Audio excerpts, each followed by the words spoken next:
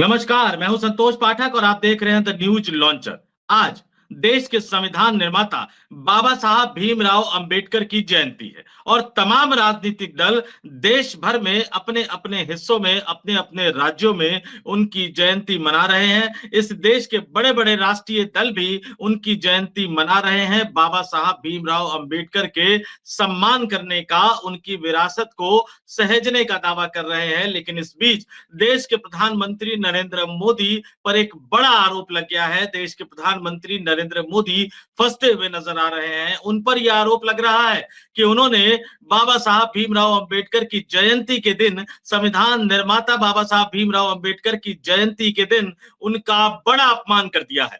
और अमित शाह के बाद अब नरेंद्र मोदी बाबा साहब भीमराव अंबेडकर के अपमान के मसले पर फंसते हुए नजर आ रहे हैं। और इस बार का अपमान बहुत ज्यादा भारी पड़ने जा रहा है भारतीय जनता पार्टी को, देश के प्रधानमंत्री नरेंद्र मोदी को। आपको याद ही होगा कि राज्यसभा में बोलते हुए केंद्रीय गृह मंत्री अमित शाह ने बाबा साहब भीमराव अंबेडकर को लेकर जिस तरह के शब्दों का इस्तेमाल किया था, उसके बाद संसद से लेकर सड़क तक हंगामा मच गया था। भारतीय जनता पार्टी के तमाम दिग्गज नेताओं, मंत्रियों, सांसदों, प्रवक्ताओं को अमित शाह के बचाव में उतरना पड़ा था। लेकिन तब भी जब मामला नहीं संभला तो देश के प्रधानमंत्री नरेंद्र मोदी को खुद अमित शाह के बचाव में उतरना पड़ा। लेकिन वो बवाल नहीं थमा, संसद में बड़ा हंगामा हुआ। उसके बाद राहुल गांधी जब प्रोटेस्ट कर रहे थे, किस तरह से सांसदों के साथ मारपीट का आरोप लगाते हुए उनके खिलाफ मामला दर्ज करवा दिया गया। लेकिन अभी तक उस पूरे मामले की सीसीटीवी फुटेज कहां है, इस बात का कोई जवाब नहीं है।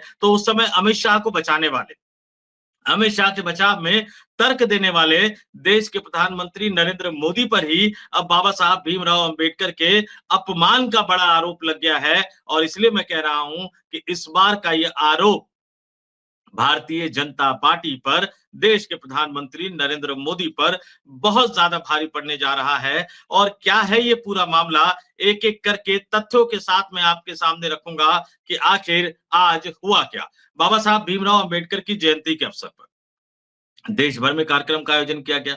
हर साल संसद भवन परिसर में भी कार्यक्रम का आयोजन किया जाता है। दो कार्यक्रम के आयोजन किए जाते हैं। एक, बाबा साहब भीमराव अंबेडकर की प्रतिमा पर माल्यार्पण कर उन्हें श्रद्धांजलि अर्पित किया जाता है, जिसमें तमाम देश के संवैधानिक प्रमुख, तमाम मंत्री रहते हैं। उसमें राष्ट्रपति, उपराष्ट्रपति, लोकसभा अध्यक्ष, प्रधानमंत्री, दोनों सदनों में विपक्ष के नेता, कई केंद्रीय मंत्री, ये तमाम लोग मौजूद रहते हैं। और दूसरा जो कार्यक्रम होता है, ये परंपरा है, संसदीय परंपरा है, वो संसद भवन के सेंट्रल हॉल में आयोजित किया जाता रहा है।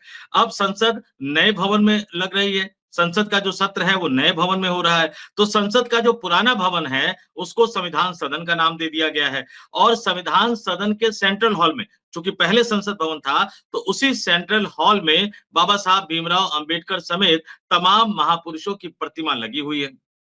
और जब कार्यक्रम का आयोजन होता है तो सेंट्रल हॉल में भी कार्यक्रम का आयोजन किया जाता है।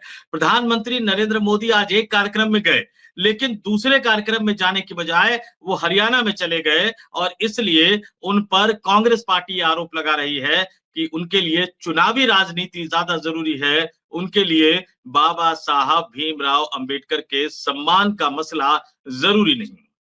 जैसा कि मैंने बताया, एक कार्यक्रम का आयोजन संसद भवन परिसर में प्रेरणा स्थल पर किया गया था, बाबा साहब भीमराव अंबेडकर को श्रद्धांजलि देने के लिए, जिसमें राष्ट्रपति द्रौपदी मुर्मू भी मौजूद रही, उपराष्ट्रपति और राज्यसभा के सभापति जगदीप धनखड़ साहब भी मौजूद रहे। उसमें दोनों सदनों में विपक्ष के जो नेता हैं, लोकसभा में राहुल गांधी, राज्यसभा में मल्लिकार्जुन खड़गे जो कि कांग्रेस के अध्यक्ष है, वो भी मौजूद रहे, सोनिया गांधी भी मौजूद रही, लोकसभा अध्यक्ष ओम बिरला भी मौजूद रहे, दिल्ली की मुख्यमंत्री रेखा गुप्ता समेत तमाम केंद्रीय मंत्री उस कार्यक्रम में मौजूद रहे।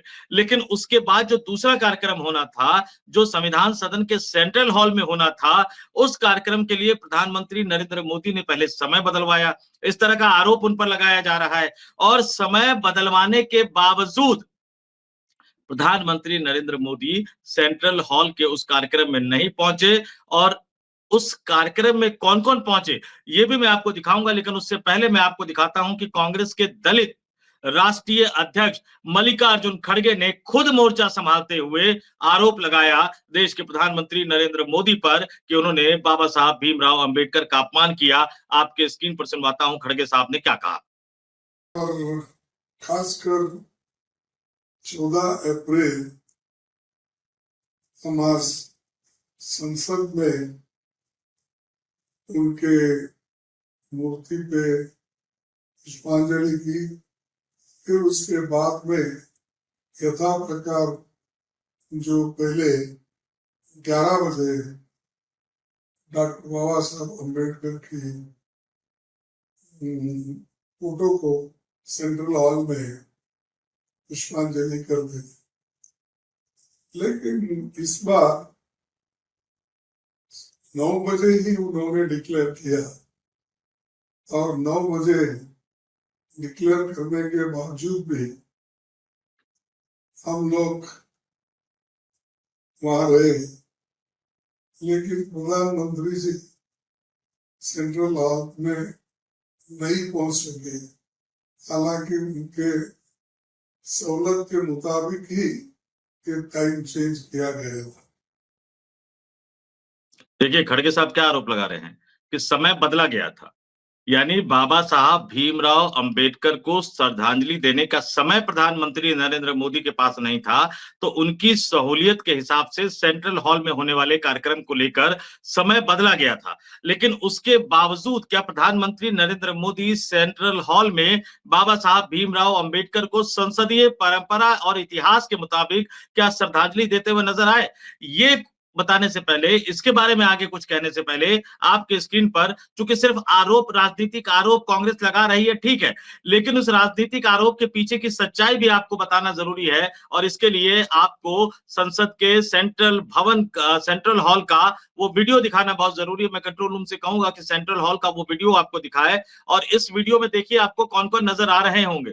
इस वीडियो में संसद के पुराने भवन, जिसको संविधान सदन के नाम से जाना जाता है, उसमें बाबा साहब भीमराव अंबेडकर को पुष्पांजलि अर्पित करके श्रद्धांजलि दी जा रही है। लोकसभा अध्यक्ष ओम बिरला ने दी, उसके बाद भारतीय जनता पार्टी के राष्ट्रीय अध्यक्ष, जो कि राज्यसभा में सदन के नेता हैं, जेपी नड्डा साहब श्रद्धांजलि देते हुए नजर आ रहे हैं। इसमें दिल्ली के मुख्यमंत्री रेखा गुप्ता भी नजर आ रही है, राज्यसभा के उपसभापति हरिवंश भी नजर आ रहे हैं, केंद्रीय मंत्री पीयूष गोयल नजर आ रहे होंगे। आगे आपको कांग्रेस के जो राष्ट्रीय अध्यक्ष, जो राज्यसभा में विपक्ष के नेता हैं, मल्लिकार्जुन खड़गे श्रद्धांजलि देते हुए नजर आ रहे हैं। और इसके बाद एक एक करके देखिए उनके पीछे तमाम नेता नजर आ रहे होंगे। इस वीडियो में आपको सोनिया गांधी भी नजर आ रही हैं, इस वीडियो में आपको राहुल गांधी भी नजर आ रहे होंगे। और ये तमाम नेता वहां बाबा साहब भीमराव अंबेडकर की जयंती के अवसर पर उन्हें श्रद्धांजलि देने के लिए पहुंचे थे। इसमें केंद्रीय अल्पसंख्यक मामलों के मंत्री, जो कि केंद्रीय संसदीय मंत्री हैं, किरण रिजिजू साहब भी नजर आ रहे हैं, केंद्रीय संसदीय कार्य राज्य मंत्री, केंद्रीय कानून मंत्री अर्जुन राम मेघवाल साहब भी नजर आ रहे हैं, और तमाम राजनीतिक दलों के नेता इस वीडियो में आपको नजर आ रहे होंगे। इस वीडियो को अच्छी तरह से देखिए। क्या इस वीडियो में कहीं भी आपको देश के प्रधानमंत्री नजर आ रहे हैं? मैं जरा तस्वीर भी आपको दिखा देता हूं, कंट्रोल रूम से कहूंगा कि वो आपको तस्वीर भी स्क्रीन पर दिखा दे, इसी सेंट्रल हॉल का। और इस सेंट्रल हॉल में आप इस तस्वीरों को देखिए, इन तस्वीरों में कहीं भी आपको देश के प्रधानमंत्री नरेंद्र मोदी नजर नहीं आ रहे होंगे।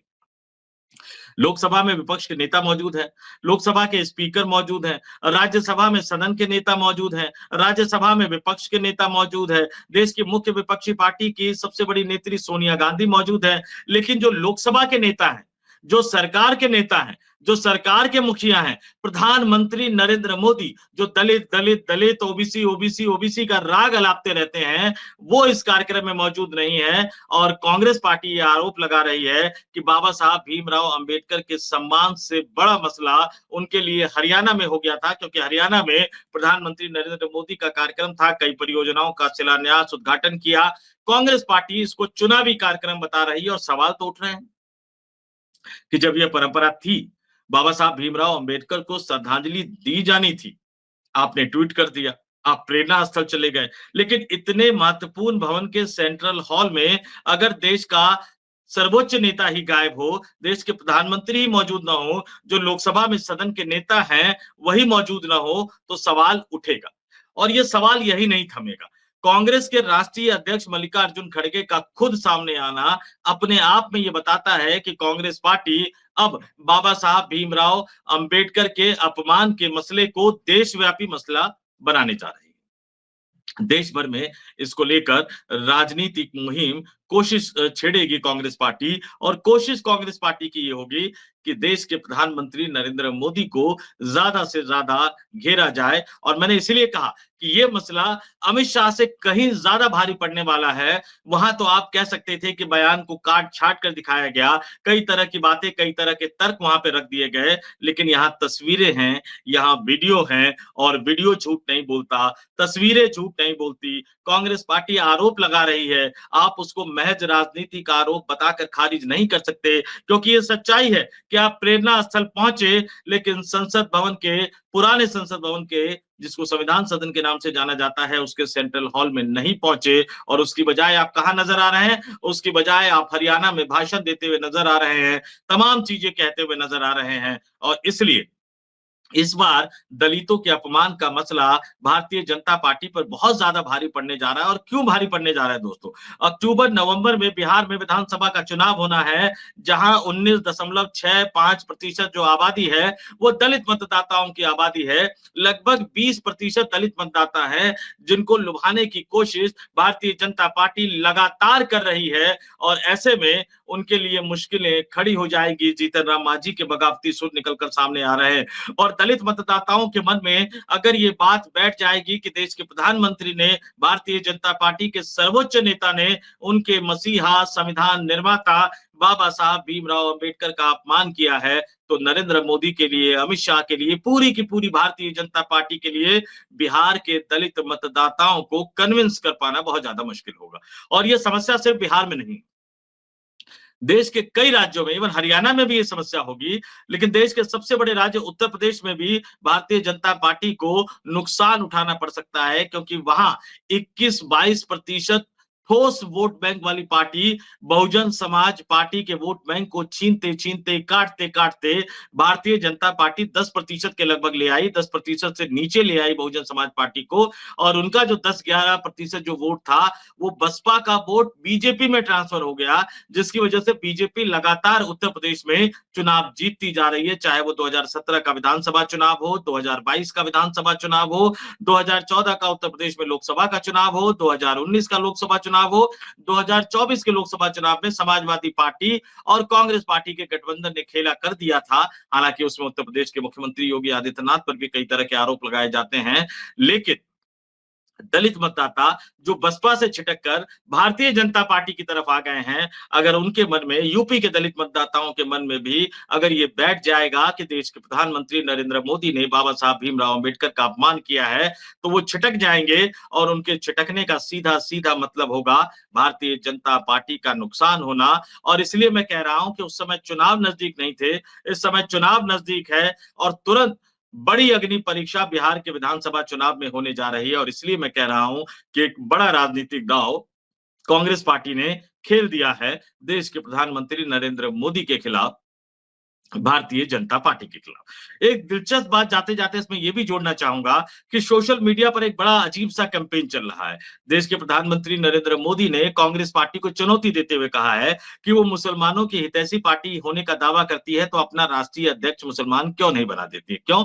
क्योंकि भारतीय जनता पार्टी को यह डर लग रहा है, एक दलित राष्ट्रीय अध्यक्ष है, और दलित मतदाता अगर कांग्रेस की तरफ जाएंगे, अल्पसंख्यक मतदाता, मुस्लिम मतदाता तो बीजेपी को हराने के नाम पर वैसे ही कांग्रेस पार्टी के पास चले जाएंगे, तो कांग्रेस पार्टी मजबूत होगी, जिसका खामियाजा भारतीय जनता पार्टी को उठाना पड़ेगा। इसलिए नरेंद्र मोदी कटाक्ष के साथ साथ कई तरह की संभावनाएं तलाशने की कोशिश कर रहे हैं। लेकिन सोशल मीडिया पर एक जबरदस्त कैंपेन चल रहा है कि अगर इसी शर्त पर देखा जाए तो सबका साथ, सबका विकास, सबका विश्वास करने वाली भारतीय जनता पार्टी, देश के मुसलमानों को सौगातें मोदी बांटने वाली भारतीय जनता पार्टी, चाहे वो 3 तलाक का कानून हो, चाहे वो वक्फ का कानून हो, इनके जरिए मुसलमानों का हितैषी होने का दावा करने वाली भारतीय जनता पार्टी, पिछड़े मुसलमानों के हितैषी होने का दावा करने वाली भारतीय जनता पार्टी, मुस्लिम महिलाओं की हितैषी होने का दावा करने वाली भारतीय जनता पार्टी और नरेंद्र मोदी इसकी शुरुआत अपने घर से, अपने राजनीतिक पार्टी से क्यों नहीं करते? और वो क्यों नहीं किसी पिछड़े मुसलमान को या कोई किसी मुस्लिम महिला को भारतीय जनता पार्टी का राष्ट्रीय अध्यक्ष बना देते हैं। तो कभी कभी वार पलटकर ऐसे भी अपनी तरफ आ जाता है, लेकिन फिलहाल बाबा साहब भीमराव अंबेडकर के अपमान का मसला और ये मसला इस बार बहुत ज्यादा भारी पड़ने वाला है। तो इस वीडियो में इतना ही। मुझे यानी संतोष पाठक को दीजिए इजाजत। आप तमाम लोग देखते रहिए द न्यूज लॉन्चर। नमस्कार।